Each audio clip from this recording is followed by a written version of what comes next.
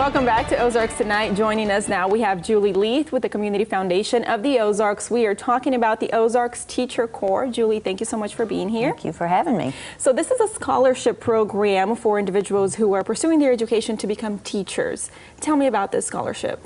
Well, it's unique in that it is really geared toward rural teachers. So we set the scholarship, we started the program in 2010. In order to keep it manageable, we stayed in Springfield with the colleges that we were working with. So we had a cohort of students that had completed their high school education in a rural community. They were going to get an education degree. That's how it all started. Because of our work at the Community Foundation with rural communities generally, we knew that the schools were kind of the heartbeat of those communities, and typically they're one of the largest employers in those communities. And so we needed to try to help develop or to entice young people who were bright and interested in pursuing an education degree in going back to a rural community, ideally the one they grew up in, but that doesn't always happen because there aren't the teacher openings in those particular communities. But our intent was to help give them a scholarship that would allow them take some of the pressure off financially and allow them to go back and teach in a rural area. So that's the focus, is developing, helping these teachers get their education and stay in rural areas, because that's where the need is greater.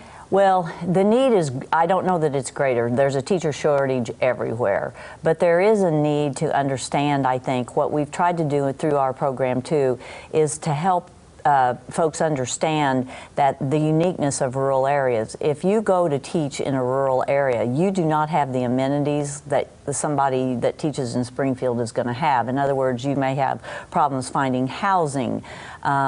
It's a smaller community, so the ability to find people your own age, particularly if you're young, it may be a challenge. There probably aren't a lot of places to go to socialize and network and that type of thing, where in a larger city you find those things. So you are more isolated when you go to a rural area than you would be in an urban area. It's just a fact. Now, one of the requirements, I guess you could say, for this scholarship is that these teachers, after they graduate with their bachelor's degree, they have to commit to, is it a 3-year period in these rural areas? That's correct. Yep. We feel like we're investing $8,000 in them. Along with that investment, we do provide professional development. We believe in place-based education, which really simply is education that's rooted within the context of communities, because there's a rich amount that they can learn about where they are placed. And so we feel very strongly about that, and we also feel strongly that we need to have communities and schools working in concert, hopefully entice these young people to stay there if we can get them working together to help improve those places. We actually have over a 90% placement as they exit our, as they graduate. So right now you have 18 teacher education students participating overall since 2010. Since you started this program, 89 have graduated. That'd be about right. And there's some right now that are getting jobs, so yeah. How do you feel about those numbers and about these placements, those people getting jobs? You know, it really exceeded our wildest expectations. We had, some recovering educators trying to run this program, and we're doing it out of a foundation as opposed to a college or a university, but with great collaborative effort with those institutions.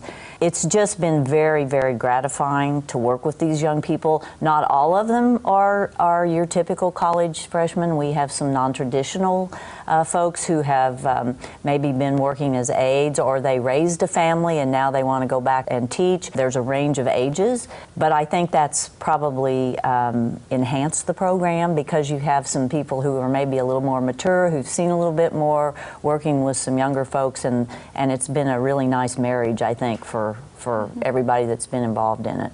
It sounds like it has been successful so far, and it keeps getting better, but do you have any areas of concerns or any challenges, I'm sure, throughout the years that you have encountered? One of the things that we found that was interesting from that survey was the fact that so few of our teachers have been able to go back and get an advanced degree, like a master's degree.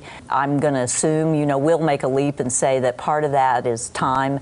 A large part's probably money. What we would like to do is try to find a way that maybe we could expand our scholarship program to allow, once they've maybe made their 3-year commitment or they've been in 2 years, then we could say, oh, okay, we'd like to help you with a little more scholarship money for pursuing your master's degrees. And although I was an administrator by profession, I do think it's really important to keep the best teachers in the classroom.